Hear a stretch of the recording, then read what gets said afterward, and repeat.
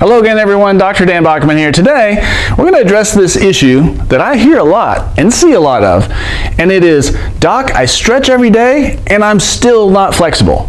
So why is that? And that's a common thing. I mean, I hear this more than a few times a week.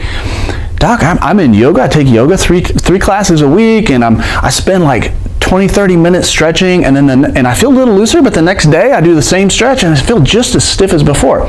Here's why. So there are three critical components that all have to be met for a stretch to be effective, which takes us back to, what is a stretch actually for? What does a stretch do? So we would all say, yes, of course, stretches are good for flexibility, right? But if they're good for flexibility, then they must increase flexibility. And if they are increasing it, that range of motion should be measurable and increasing the more I do the stretch. Can we all agree on that? So therefore, the only metric that matters with a stretch is that range of motion increases every day you do them. And as long as that is happening, you're doing it right. So three critical components for a stretch are the duration of the stretch, how long you're holding the stretch, how aggressively you're holding the stretch, the intensity of the stretch, and the frequency. So how often are you doing that stretch? And if any one of those things is wrong, the stretch will be ineffective, meaning you will not see range of motion increasing every time you do the stretch. So if that's the case with you, one of these three things, or maybe several, are not happening. So for example, duration of a stretch. My shortest length of stretch is 1 minute, which doesn't sound like much, but you'll hear most people say, 20 or 30 seconds, right? So here's what I'll tell you there. If you're holding a stretch for 20 seconds and you're not seeing range of motion increase every day doing it, it's because the time under tension isn't long enough to create a longer meat rope, which is what a stretch is trying to do, right? A muscle's a meat rope. We're trying to take one that's this long, make it longer. So if you're not applying the tension long enough, that doesn't happen.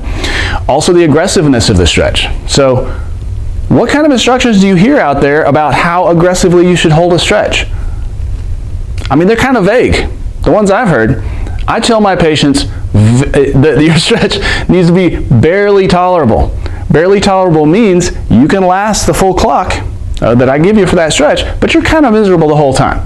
And if you're keeping it barely tolerable and holding it long enough, then we get to the frequency. So my stretches 2 to 3 times a day. That'll get you your results the fastest.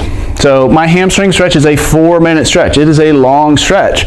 So I'll tell patients once to twice a day, the best frequency to get you the results faster. So if you're seeing, or you have a patient who is seeing, Doc, I'm just not getting any more flexible, or you're checking their range of motion, it is not increasing, look at one of those three things, find out which one's missing, plug it in.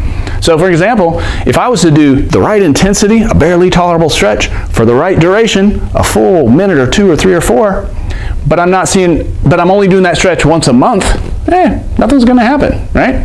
So plug in the missing thing and see if you start seeing better results. If so, great. Hope that's been interesting. Stay tuned for more rehab nuggets like this. And until next time, I will see y'all.